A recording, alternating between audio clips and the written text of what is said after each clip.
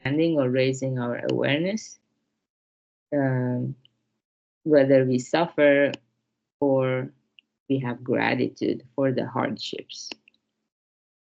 Okay, so today's story is from Something You Forgot Along the Way, number 57, Suffering Insults and Persecution, a Necessary Sacrifice. As dusk came on, a lantern-lit stagecoach made its way along a country road in the Old West. Inside, the seats were nearly full, the atmosphere harmonious. As the stagecoach approached the steep and thickly overgrown section of mountain road, uneasy whispers arose among the passengers. "This area is full of gangs," said one. "Lots of stagecoaches are ambushed," said another. "I wonder if we're safe." "This is just the sort of lonely area where it might happen," said someone else.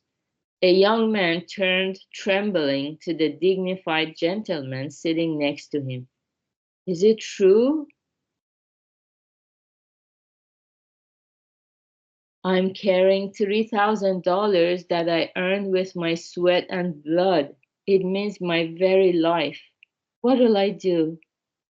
The gentleman nodded and said, "I have an idea. Hide it in your boot. They'll never look there."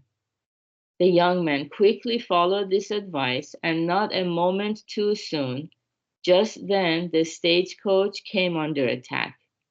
A gang of robbers stormed aboard and began methodically stripping passengers of their valuables. All at once, the gentleman cried out, "This fellow is carrying a fortune in his boot." Overjoyed at these unexpectedly rich spoils, the brigands took off, not bothering with anyone else. The stagecoach continued on its way, none the worse for the attack, but now all the passengers joined in heaping abuse on the betrayer. The young man accused him wildly of being in league with the robbers. The atmosphere turned ugly.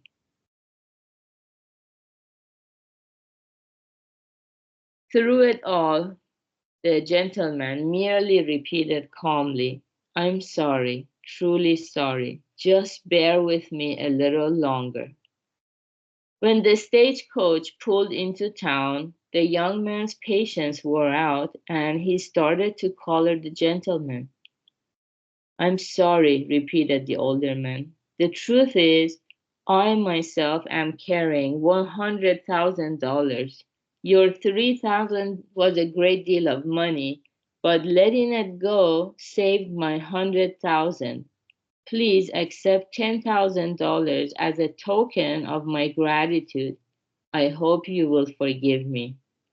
On learning the truth, the young man was thoroughly chastened. He offered sincere apologies and thanks to his benefactor.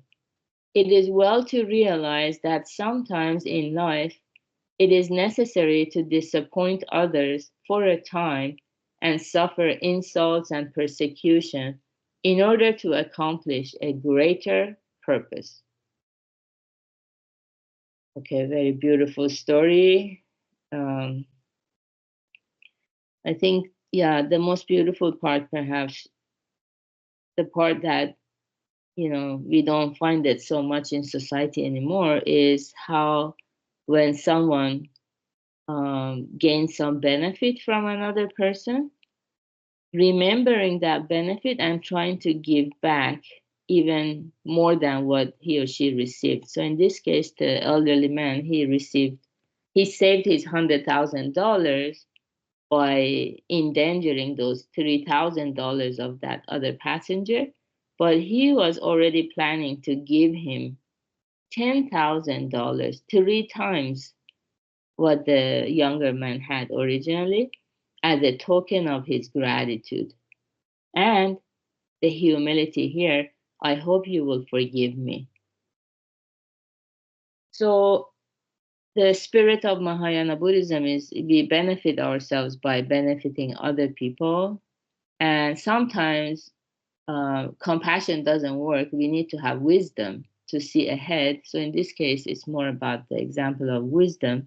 And then we end up disappointing people for a time, and then we have to suffer insults and persecution in order to accomplish a greater purpose. So for us too, as we learn the Dharma or we share the Dharma, sometimes we get criticized or slandered by our family members or even meetup members sometimes who come. So it's part of the process. It doesn't mean we need to fall into depression or anything. If we always set our eyes fixed on our greater purpose, life's ultimate purpose, the happiness that never abandons us, we will be able to overcome any hardships and difficulties. So good job everyone for being here practicing together. Today is Wednesday. We're going to have Karma Lab at 5 p.m. Pacific and advanced group session at 9 p.m. Or no, sorry. 9 p.m. Pacific. And have a wonderful hump day, everybody. Bye. Thank you. Thank you, Gary, and everybody.